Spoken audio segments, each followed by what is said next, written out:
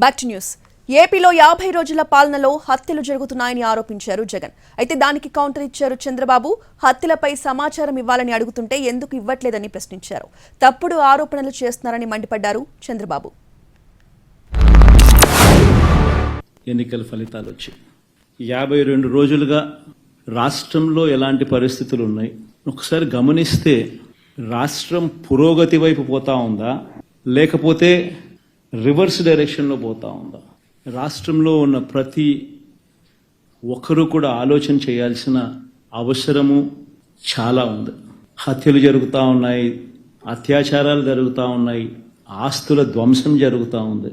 ఎక్కడ చూసినా కూడా ఎవరైనా కేసు పెట్టడానికి పోతే ఫాల్స్ కేసెస్ రివర్స్ విక్టిమ్ మీదనే పెడతా ఉన్న పరిస్థితులు, పోలీసులు ప్రేక్షక పాత్ర పోషిస్తూ ఉన్న పరిస్థితులు, ప్రశ్నించడానికి ఏ స్వరం కూడా ఉండకూడదు, బయటికి అడుగు పెట్టకూడదు అన్న దృక్పథంతో ఈరోజు అణిచివేసే ధోరణితో ఈరోజు ప్రభుత్వం పరిపాలన కొనసాగిస్తూ ఉంది. ఈరోజు మళ్ళా స్టేట్మెంట్ ఇస్తామని నేను చాలా స్పష్టంగా అడిగాను. 36 మందిని చంపేశారని చెప్పారు. 36 పేర్లు ఇమ్మన్నాం. ఏ పేర్లో ఇమ్మని వారం నుంచి అడుగుతున్నాం. సిగ్గుంటే ఇవ్వాలి కదండి. అంటే లెక్కలేనితనం. ప్రజా జీవితం అంటే ఏం చెప్పినా నమ్ముతారు. చెప్పిన తప్పే, చెప్పకుండా చెప్తే అబద్ధాలు చెప్తా ఉంటే నమ్మి మోసపోతారనే ఉద్దేశం ఉంది.